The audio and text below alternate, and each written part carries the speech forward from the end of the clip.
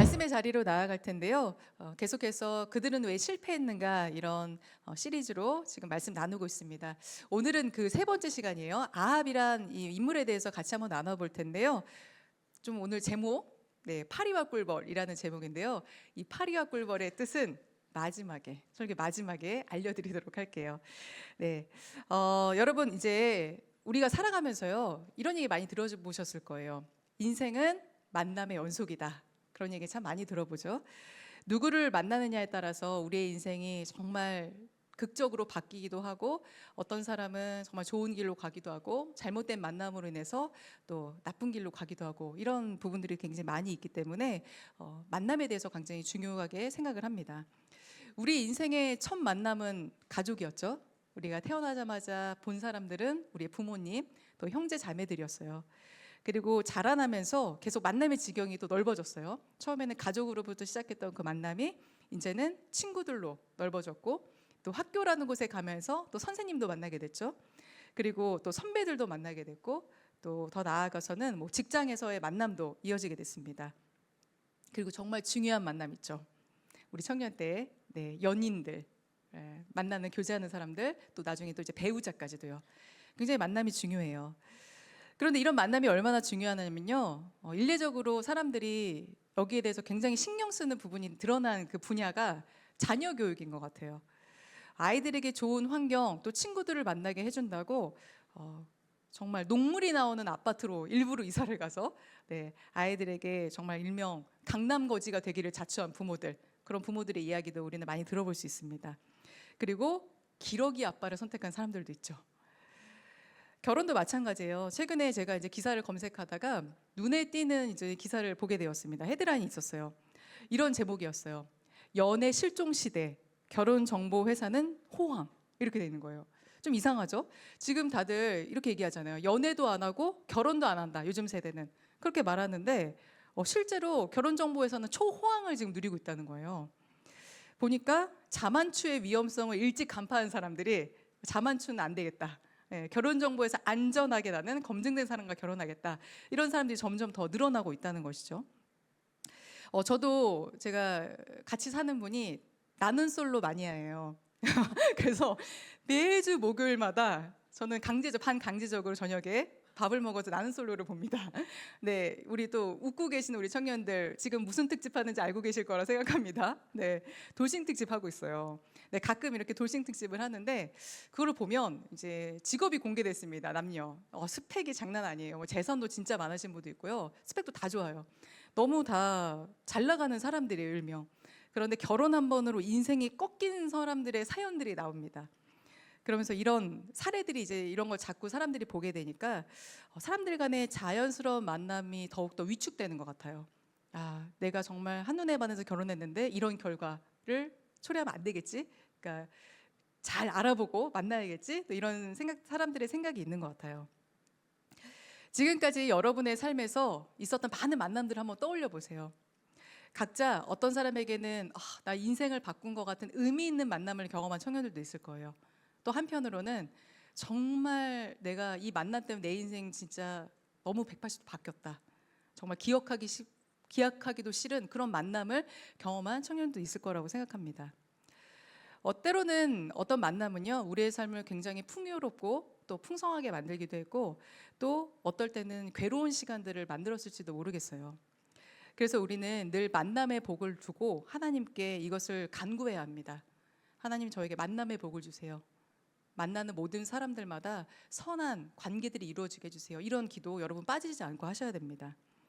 특히 여러분 스스로 생각했을 때 내가 정말 사람에게 영향을 잘 받는 사람이다 라고 한다면 더 이런 기도를 하셔야 됩니다.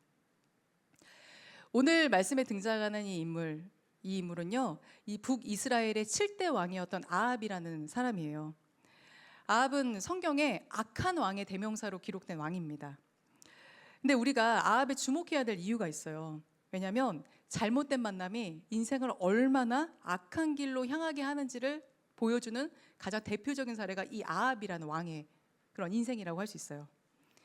그리고 그것이 내가 잘못된 길로 가고 있는데도 잘못된 길인지도 모른 채 분별력 없이 사는 삶의 결말을 아합은 보여주고 있습니다. 그의 삶을 통해서 우리가 사람을 만나는 기준, 또 주님 안에서 우리가 어떤 만남을 추구해야 할지를 함께 생각해 볼 수 있기를 바랍니다. 솔로몬 시대 이후에 이스라엘은요, 이제 남북으로 갈라졌어요. 그래서 북이스라엘, 남유다 이렇게 갈라졌습니다. 남유다는 다윗의 후손들이 계속 왕위를 이어갔어요. 그러니까 나름 정통성이 있는 왕조죠. 근데 북이스라엘은 이제 반역으로 세워진 왕조였기 때문에 정통성이 없었습니다. 그래서 늘 정치적인 혼란이 있었어요. 특히 왕이 되었어도 2대 이상 가지를 못합니다. 내가 왕이 됐고 아들에게 물려줬어요. 그럼 그 다음에 반드시 반역이 일어나요. 그래서 계속 왕조가 쭉 이어지지를 못합니다. 아합의 아버지였던 오므리도요, 군대 장관 출신이었어요. 이 사람도 왕족이 아닙니다. 이 사람도요, 마찬가지로 그 전 왕이 쿠데타로 왕에 오르자 그 사람이 또 금방 죽게 되거든요. 그 사람의 뒤를 이어서 왕이 돼요. 그러니까 이 사람도 늘 불안감이 있었죠. 사람들이 또 언제 또 반란을 일으킬지 모른다. 이렇게 지금까지 2대 이상 간 이런 왕조가 없는데 나도 언제 왕에서 쫓겨날지 모른다. 이런 마음들이 있었던 거예요. 그래서 왕권을 강화하려고 두 가지를 합니다. 하나는 수도를 사마리아로 옮겨요. 그리고 또 하나는 아들이었던 아합을요, 당시에 시돈의 왕이었던 엣바알이라는 사람의 딸인 이세벨과 결혼을 시킵니다. 이 두 가지를 해요. 아들을 결혼시켰던 이 나라, 이 시돈은요, 페니키아라는 이 민족, 이곳의 이제 주된 도시였습니다. 주요 수도였어요. 그런데 이 페니키아 민족은요, 그 고대에서 굉장히 유명했어요. 뭘로 유명했냐면 일단 해양 민족으로 유명했습니다. 그래서 지중해 무역을 거의 독점한 그런 민족이었어요. 그리고 또 군사적으로도 굉장히 강한 나라였습니다. 그러다 보니까 부유하고 군사적으로 강한 이 나라, 강대국의 나라의 공주와 내 아들을 결혼시킨다. 그것은 나라를 안정시키려고 했던, 어떻게 보면 이제 아합의 아버지 오므리의 이제 그런 어떤 정책이었다고 볼 수 있겠죠. 그런데 문제는요, 이 이세벨, 자기 아들과 결혼시킨 이 며느리 이세벨의 배경이 우리가 좀 주목해야 될 부분이 있어요. 시돈 왕의 이름, 이 이세벨이라는 이 공주, 이 왕비간의 이 여자의 아버지의 이름이 엣바알이라고 했거든요. 근데 이 엣바알이라는 뜻의 이름은요, 바알과 함께라는 뜻이에요. 그래서 이 사람은요, 원래는 진짜 바알 종교의 제사장이었어요. 그런데 이 사람도 마찬가지로 반역을 일으켜서 왕이 된 사람이었어요. 바알 종교의 총 지도자, 제사장이었던 사람이 왕이 되었다? 근데 그런 왕의 딸이에요. 그럼 이세벨의 종교관은 어땠겠어요? 우리 아빠가 담임 목사님이야. 그럼 나는 물론 뭐 믿음이 좋을 수도 있고 믿음이 안 좋을 수도 있지만 대부분 어렸을 때부터 계속 보고 듣고 하는 거잖아요. 그러다 보니까 이세벨의 신앙이 어땠는지 우리는 다 알 수가 있겠죠. 짐작할 수가 있습니다. 아합에게 이세벨은요, 단순한 그냥 왕비가 아니에요. 자신의 왕권을 안정시켜줄, 또 유지시켜줄 든든한 후원자였습니다. 그리고 동맹자였어요. 그럼 그런 이세벨이 신봉하는 이 바알 종교가 하나님을 믿는 이 이스라엘에 딱 들어오게 됐을 때 어떤 일이 일어나게 될까요? 여기서 아합이 어떤 선택을 했을지 우리가 열왕기상 16장 32절에서 33절까지의 말씀에 잘 나와 있습니다. 같이 한번 읽어볼게요. 또 그는 사마리아에 세운 바알의 신전에다가 바알을 섬기는 제단을 세우고 아세라 목상도 만들어 세웠다. 그래서 그는 그 이전의 이스라엘 왕들보다 더 심하게 주 이스라엘의 하나님을 진노하시게 하였다. 아멘. 아합의 이세벨을 왕비로 맞이한 아합의 모습이 이렇게 그려지고 있어요. 그 전까지 북이스라엘 왕들의 죄가 성경에 지적되어 있는데요. 이런 거예요. 그 성전이라는 것, 하나님께 예배드리는 성전이 예루살렘에 있었습니다. 근데 예루살렘은 남유다에 있어요. 그러니까 북이스라엘 사람들이 남유다에 갈 수 있어요, 없어요? 못 가요. 그리고 사람들이 자꾸 가려고 그런 그 성전을 그리워하고 자꾸 남유다를 그리워하는 그 모습들을 없애기 위해서 북이스라엘 왕들은 하나의 계책을 세웁니다. 야, 성전에만 가면 예배드릴 수 있는 게 아니야. 다른 곳에서도 예배드릴 수 있어. 라고 하면서 성전 대신 산당이라는 걸 만들어요. 그리고 거기서 제사를 드리게 합니다. 금송아지를 세우고 이게 여호와다.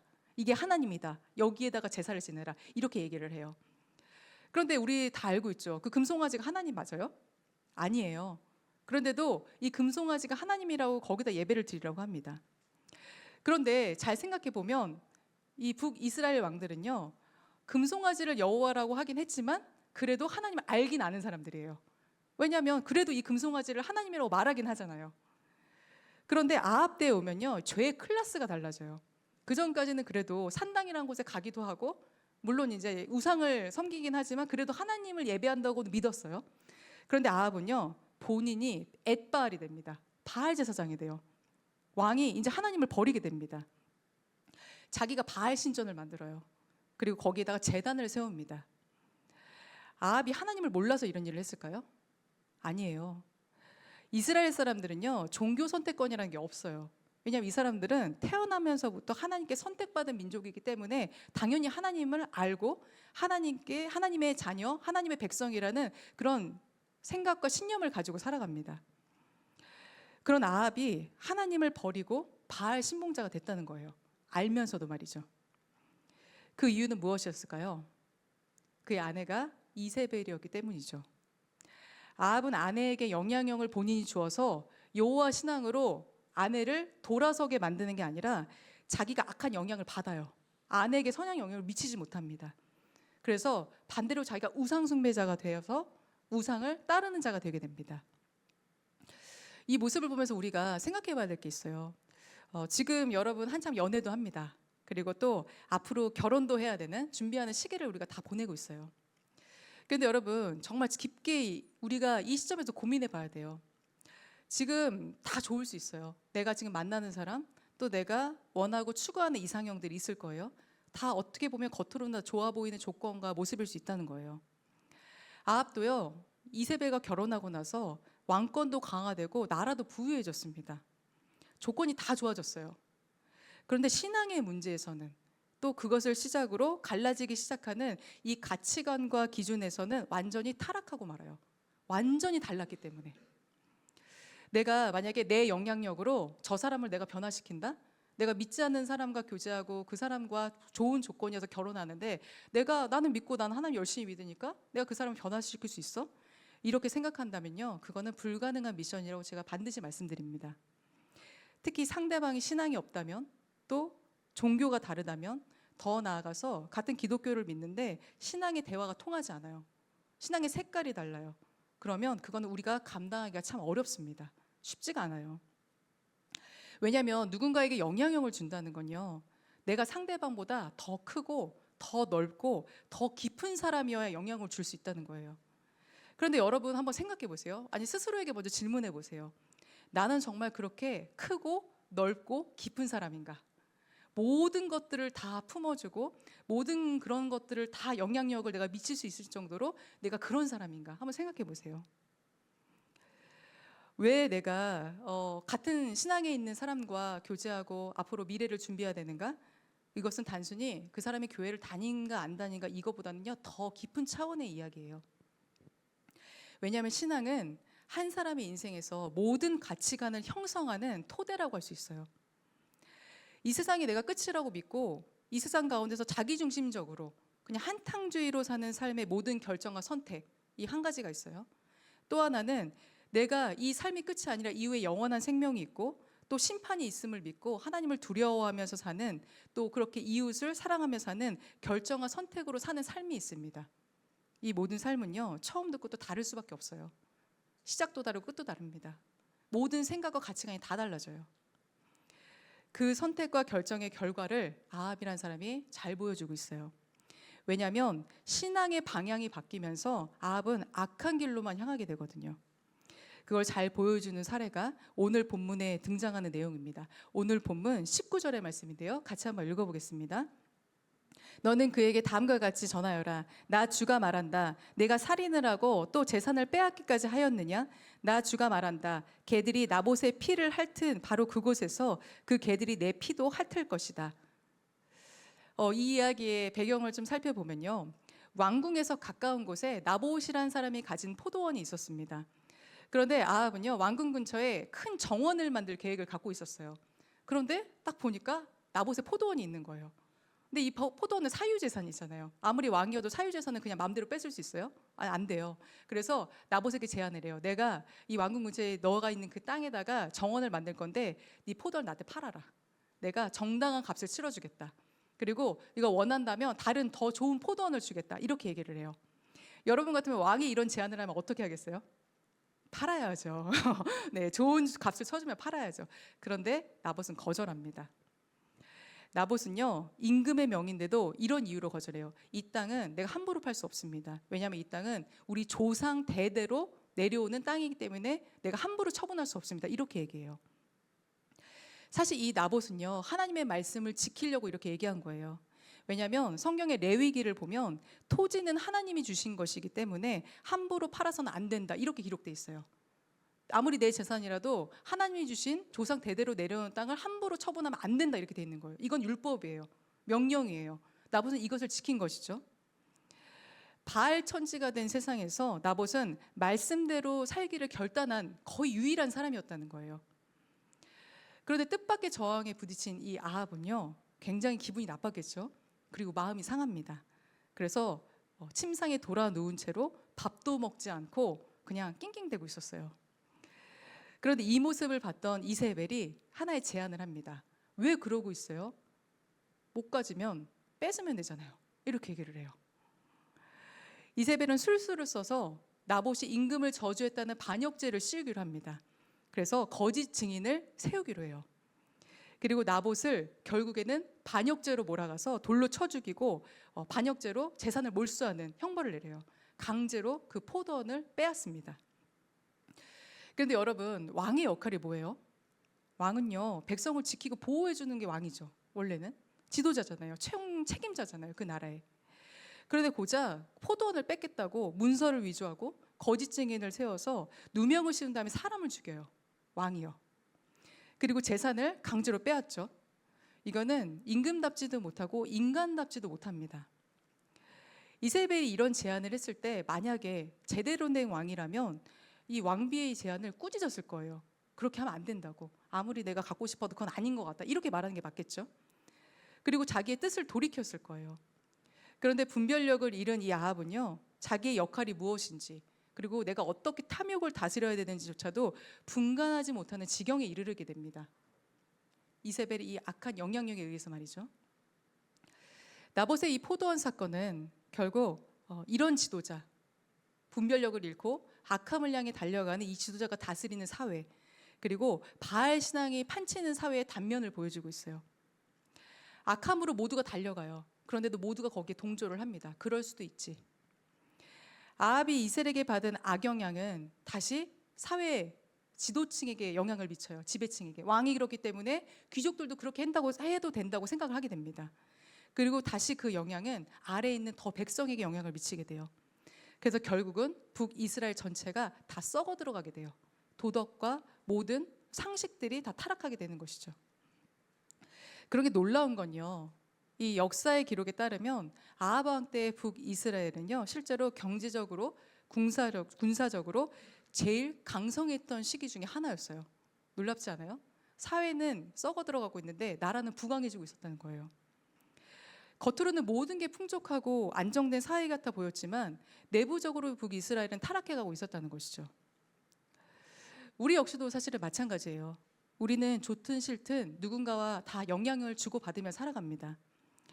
사람들은 대부분 나에게 유익이 되는 방향으로 인간관계를 설정하고 싶어요. 그런 사람들과 관계를 맺고 싶어해요. 그리고 그렇게 맺은 관계들 가운데 대부분은 나에게 유익이 되는 것처럼 느껴지지만 사실은 깊게 들여다보면 내 영적인 삶을 갉아먹고 있는 그런 관계도 있을 수 있어요.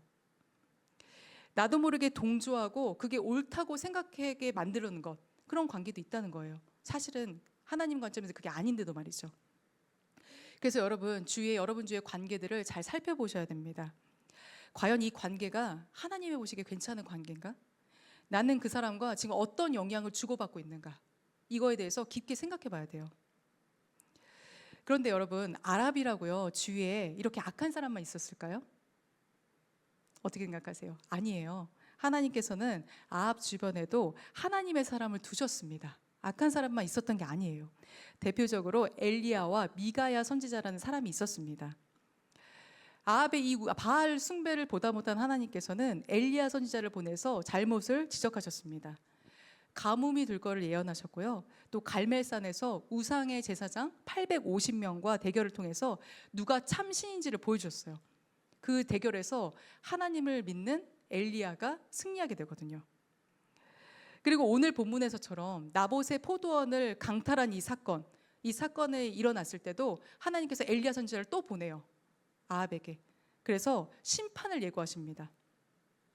하나님께서 이렇게 잘못을 지적하셨을 때, 하나님께서 돌이키게 하려고 하나님의 사람을 보내셨을 때 하나님의 사람이 이 엘리야를 대하는 아합의 태도가 있어요. 이것도 한번 주목해 볼까요? 오늘 본문 20절의 말씀입니다. 같이 한번 읽어볼게요. 아합은 엘리야를 보자 이렇게 말하였다. 내 원수야, 내가 또 나를 찾아왔느냐? 그러자 엘리야가 대답하였다. 그렇습니다. 이렇게 또 찾아왔습니다. 임금님께서는 목숨을 팔아가면서까지 주님께서 보시기에 악한 일만 하십니다. 이렇게 얘기해요. 아합이 엘리야를 이렇게 불렀죠. 내 원수야, 이렇게 불러요. 사실 엘리야가 원수 맞아요? 아합을 살려주려고 온 사람이에요. 근데 엘리야도요, 왕 앞에 가기 얼마나 싫었겠어요. 사실 하나님의 심판을 내가 왕에게 전하러 간다? 이거 자체가 목숨을 거는 일이잖아요. 그러기도 하고, 악한 악에게 내가 아무리 좋은 얘기하고 하나님의 말씀을 전한다고 해서 그 사람이 들을까? 그 사람이 돌이킬까? 생각해보면 엘리야도 왠지 자신이 없었을 거예요. 그렇기 때문에 아합을 만나러 가는 것 자체도 엘리야는 아마 싫었을 거예요. 그렇게 엘리야는요, 싫지만 철저하게 공적인 역할을 수행하러 간 거예요. 하나님의 말씀을 받은 선지자로서 내가 그래, 나는 싫지만 내가 이 역할을 감당해야지 하고 간 거예요. 그런데 아합은 듣기 싫은 소리, 이 심판의 말이 자기를 대적하기 위함이 아니라 자기를 살리기 위해서 이 얘기를 했다는 걸 인정하기 싫어하는 거죠. 그래서 원수라고 얘기합니다. 하나님의 사람을 곁에 두고 그래 이제라도 돌이켜야지, 내가 다시 선한 길로 가지, 이게 아니라 그 사람을 적대시하고 있는 모습을 보여주고 있는 거예요. 제가 말씀드렸던 또 한 사람이 있습니다. 미가야 선지자라는 사람이 있어요. 아합은 이제 아람과의 전쟁을 앞두고 길르앗 라못이라는 곳으로 출정을 합니다. 이때 선지자를 불러서 전쟁의 승패를 묻게 돼요. 보통은 이제 전쟁을 나가기 전에 선지자를 불러서 이 전쟁이 승리할 것인지 아닐 것인지 하나님께 묻는 여러 가지 관례가 있었던 것 같아요. 그래서 400명의 선지자를 불러옵니다. 정말 많은 숫자잖아요. 근데 놀라운 건요, 이 400명이 똑같은 얘기를 해요. 왕께서는 이 전쟁에서 승리하실 것입니다. 이 전쟁에서 정말 개선을 할 것입니다. 이렇게 얘기를 해요. 그런데 딱 한 사람만 다른 얘기를 합니다. 이 미가야 선지자. 이 미가야 선지자는 이렇게 예언해요. 이 전쟁에서 왕은 죽게 될 것입니다. 그리고 사람들이 다 뿔뿔이 흩어질 것입니다. 이렇게 얘기해요. 아합은 누구의 말을 들었을까요? 우리가 안 봐도 뻔하겠죠? 아합은요, 미가야를 이렇게 대해요. 악한 말을 한다면서 듣기 싫다고 감옥에 가둬버립니다. 너는 이렇게 나에게 악한 예언만 하는구나. 너 한번 고생해봐라. 이러면서 물도 주지 마라. 먹을 것도 주지 마라. 이렇게 감옥에 가둬버려요. 그런데 그게 아합의 마지막이었습니다. 왜냐하면 그날 길르앗 라몬 전투에서 아합은 미가의 예언대로 화살에 맞아서 전사합니다. 죽게 돼요. 아합은 계속해서 돌아오라고 한 이 하나님의 사람을 거절한 채 이세벨과 우상 숭배자들에게 둘러싸여서 악한 길만 가다가 비참한 죽음을 맞게 됩니다. 우리 사랑하는 청년 여러분, 제가 이제 좀 오래된 드라마지만요, 드라마 이제 미생이라는 드라마를 되게 열심히 봤었거든요. 근데 그 드라마에 보면요, 사회초년생인 장그래가 나와요. 근데 장그래에게 그 멘토 같았던 그 오차장이 이런 얘기를 합니다. 좀 화면 좀 보여주시겠어요? 이런 얘기를 해요. 살면서 누구를 만나냐에 따라 인생이 달라질 수 있지. 파리디를 쫓으면 변소 주변이나 어슬렁거리게 되고, 꿀벌디를 쫓으면 꿀벌과 함께 꽃밭을 거닐게 된다잖아. 이런 얘기를 합니다. 내가 화장실 주변을 어슬렁거리는 파리가 될지, 또 꽃밭을 거닐게 될지는 어떤 사람을 만나느냐에 따라 달라진다는 것이죠. 그래서 오늘 아합의 실패를 떠올리면서 저 역시도 말씀의 제목을 한번 이렇게 지어봤어요. 파리와 꿀벌. 내 주변에 여러분 좋은 사람이 없는 것처럼 느껴지세요? 그런데 분명 하나님께서는 우리 주변에 파리만 두지 않으세요. 내가 꿀벌을 못 알아볼 뿐이죠. 분명히 두셨는데 아합처럼 악한 자라고, 오히려 나를 살려줄 사람을 적대시하는 그런 어리석은 모습이 우리 가운데 있을지도 모르겠어요. 하나님이 만나게 하신 사람들과 우리가 분별력 있게 살아갈 때 그 끝은 반드시 꽃밭이 될 거라 믿습니다. 우리 이번 한 주를 살아가면서도요, 만남의 복을 여러분 꼭 구하시길 바랍니다. 그러면서 여러분 스스로가요, 누군가에게 꿀벌과 같은 존재가 되어주셨으면 좋겠어요. 그리고 그 사람 때문에 내가 이렇게 할 수밖에 없었다. 내가 그 사람 때문에 인생이 망했다. 내가 그 사람이 아니었으면 이렇지 않았을 것이다. 이런 핑계와 원망 대신에 주님의 뜻을 헤아릴 수 있는 모두 믿음의 청년들이 되기를 주님의 이름으로 축복합니다.